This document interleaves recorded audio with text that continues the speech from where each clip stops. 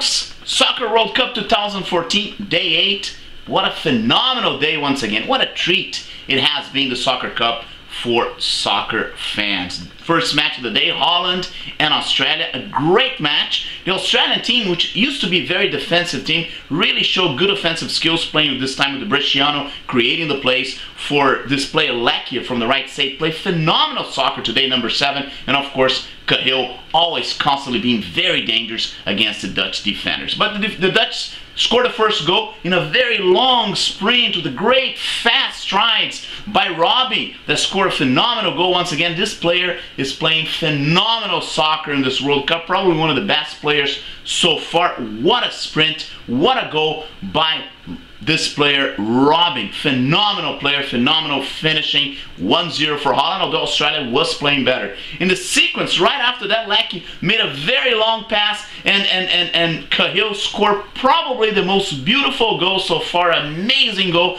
tying the match 1-1. Very fair, actually, because Australia was playing very well in the first half. Second half came, and Australia with a penalty kick.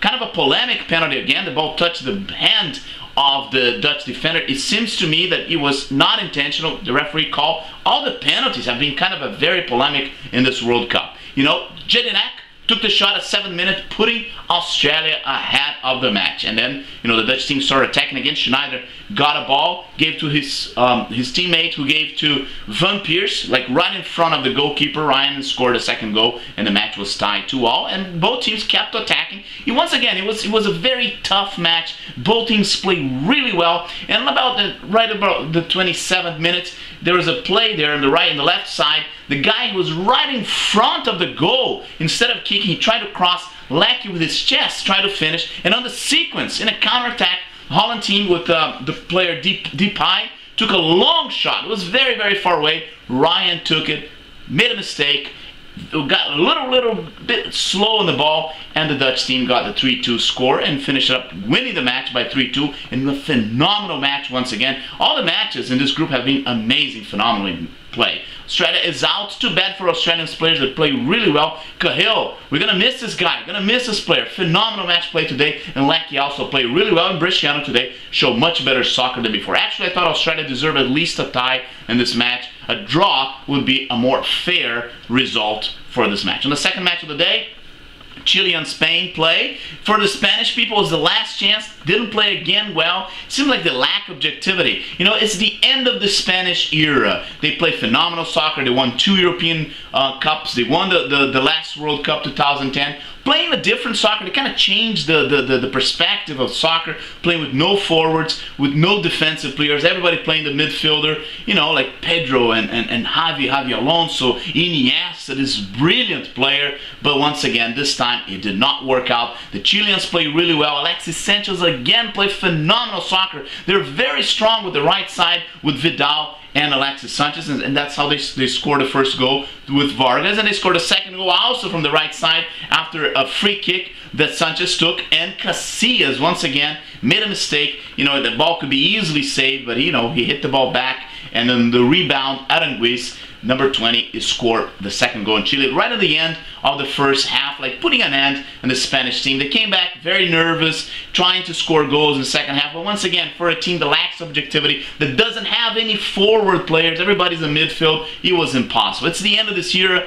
You know, Spain really changed the perspective of soccer, but now everything comes to an end, and the end happened today. Chile's playing really well. It's going to be tough to see who's going to be the first place in this group. And then in the Brazil's group, a match played between Cameroon and Croatia. Both teams needed to win. If they had lost the first match, and if they lose again, they would be out. If they lost again, they would be out of the tournament. And Cameroon start playing well. Mukanjo playing really well from the right side, but it was the Croats who scored the first goal with Olic, and after that, Song hit Mandzukic, getting a red card, and a very childish move. Punched the guy without the ball, got a red card, was expelled from the game, and then it was all over for Cameroon. And Croatia took over the match. In the second half, scored 3 goals with Perisic and 2 goals from Mandzukic.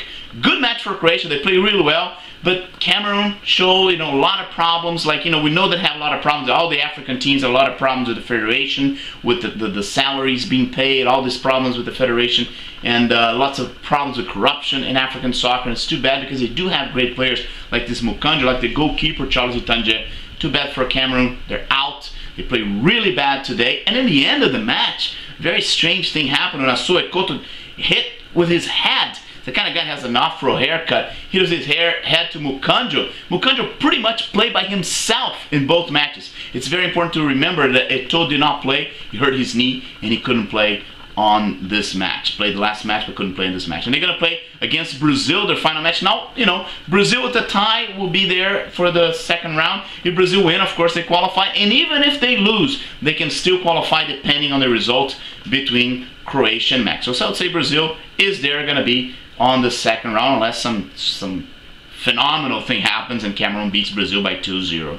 Well, and that's it for today, and I'll come back tomorrow to talk about Day 8. Stay with us. I'll see you next time.